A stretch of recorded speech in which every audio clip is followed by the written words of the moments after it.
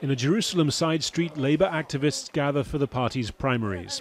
The atmosphere is hardly high energy, with polls suggesting the majority of candidates being selected are all but guaranteed to lose in April's election. I really hope that things will change, because here in Israel, things can change in a week. Something can happen, and so I'm trying to be optimistic because, otherwise it doesn't really help. It's very difficult, it's hard time, but we will prevail. Hopefully. Labour traces its roots to the Mapai movement of David Ben-Gurion, Israel's first Prime Minister. But left-wing Labour hasn't won an election since Ehud Barak's victory in 1999. Israeli politics has moved to the right ever since. Polls suggest Labour will win as few as 5 seats in the next parliament or Knesset. Until recently, Labour was part of the Zionist Union Alliance, which has 24 members.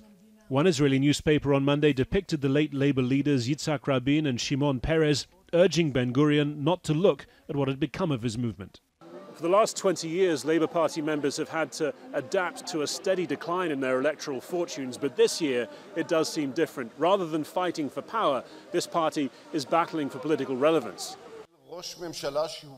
One reason, the emergence of Benny Gantz, to offer an alternative to the Prime Minister Benjamin Netanyahu and attract support from Labour voters. The security of our country. Labour's leader, Avi Gabay, has advocated a mix of traditional left-wing politics with right-wing tinges, for example, on illegal Israeli settlements in the occupied West Bank, which he says should stay put. He has been clear that Labour would not serve in a Netanyahu-led coalition government, but voters who want Netanyahu out above all else seem more prepared to bet on former army chief Gantz.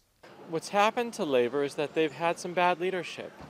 They've had a leader who is in the wrong place at the wrong time. But it's not an indication that the party will die, it's not an indication that the peace camp will die, and it's not an indication that the Israeli left will die. It is, though, at a low ebb. Few would predict a comeback in time for Election Day on April the 9th. Harry Fawcett, Al Jazeera, West Jerusalem.